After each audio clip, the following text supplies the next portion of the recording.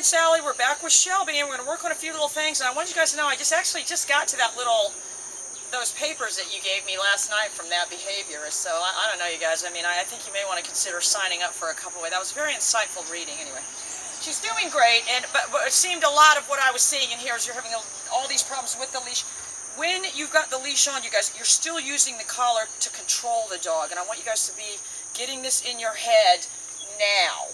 You know, the leash is always going to be hooked to that electronic collar, and this is what you're using to control the dog, not this. Any, tightness on the leash is going to be met with our popping it and hitting the nick or the pager, because she's pretty sensitive, but if she was hyped up, I mean, honestly, normal, you guys, so I have it on like a 5, and there's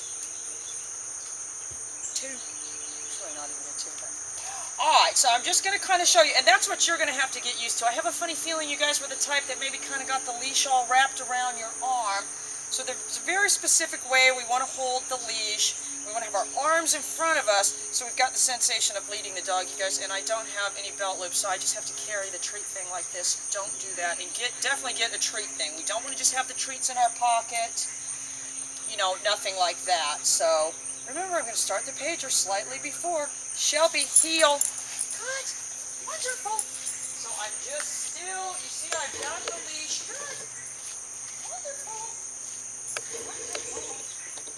Wonderful. Heel. Good. So you see how the slightest little pressure on the leash right here, she gave into it.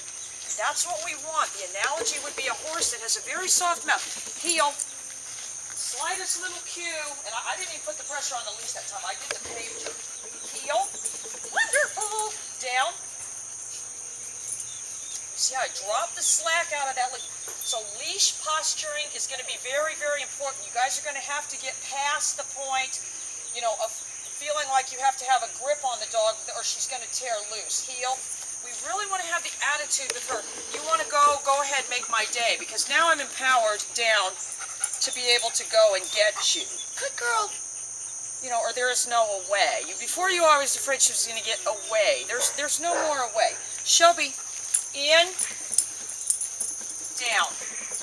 So remember, you've got the place at home and you've got the tether. I won't use it right this second, but I did want to go over a couple of these things. Their assessment had been, that they can't be sure what happened. She had a traumatic incident with another dog. And I want you guys to understand this kind of behavior in dogs is a genetic predisposition. I don't remember. Do you guys have the family tree on her? If you have the family tree on her, send me that. I want to see what that is. Oh, she might be suffering from some inbreeding. Not that we love her any less, because she's turning out to be the best dog. So... anyway, but yeah, if you guys have that AKC family tree thing, send me that, or we could go online and get it. Anyway, but she was predisposed to that behavior, and then somehow she was kind of in an environment where it was kind of, allowed to flourish. So, it wasn't some, one traumatic incident that did it. She tends to be very bossy with the other dogs, and when she is playing with her little dog friends, you guys, you need to supervise her. If she starts trying to hump on one of the other dogs, I holler from, the other side of the window or whatever, and, click that pager or nick if I had to make her, we really don't want her playing that way. So the other thing that was on here, you guys, was the doorbell excitability, and I was meaning to talk to you about this, but what she does here is when I come in, and she's jumping all around like a maniac. So I've always got the remote right there, and I make her down in the cage. I let her know I'm not rushing in the door and throwing you a party. You don't want to set that dynamic. You have got to ignore her, and then I make her down.